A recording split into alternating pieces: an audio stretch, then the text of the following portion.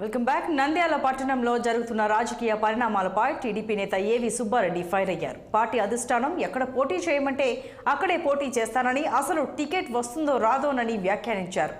Ticket విషయంలో ఇప్పుడే ఏం చెప్పలేమన్నారు. భూమా అఖిలప్రియ వ్యాఖ్యలకు ఏవి కౌంటర్ ఇచ్చారు. పార్టీ టికెట్ల కేటాయింపు చెవుల్లో చెప్పడం జరగదన్నారు. ఆలగడ్డ టికెట్ భూమా అఖిలప్రియ కుటుంబానికి తప్ప ఎవరికి ఇచ్చినా సహకరిస్తానన్నారు.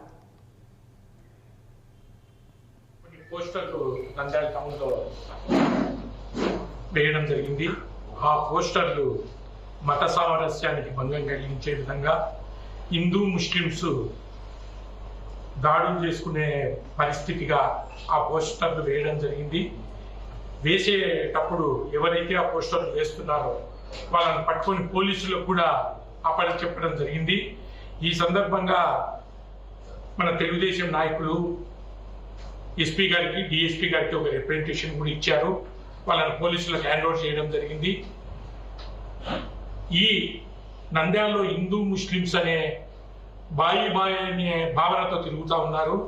అటువంటిది రాజకీయాలు ఎప్పుడైతే ఎలక్షన్స్ దగ్గరికి వస్తున్నాయో ఈ తరుణంలో ఆ పోస్టర్లు వేయవలసిన అవసరం ఏమొచ్చింది అనేది ప్రజలందరూ కూడా ఆలోచన చేయాలి. పోలీస్ అధికారులు కూడా ఆలోచన చేయాలి. ఖచ్చితంగా ఈ దొంగతనము, దోపిడీల కంటే కూడా ప్రమాదకరమైంది.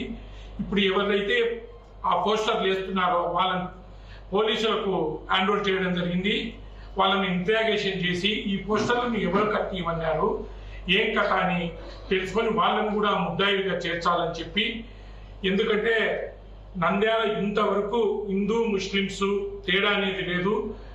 అంతేకాకుండా ఈ పోస్టర్లు వేయడము, గతంలో వైఎస్ఆర్సీపీ పార్టీ నాయకుడు శిల్పా మోహన్ రెడ్డి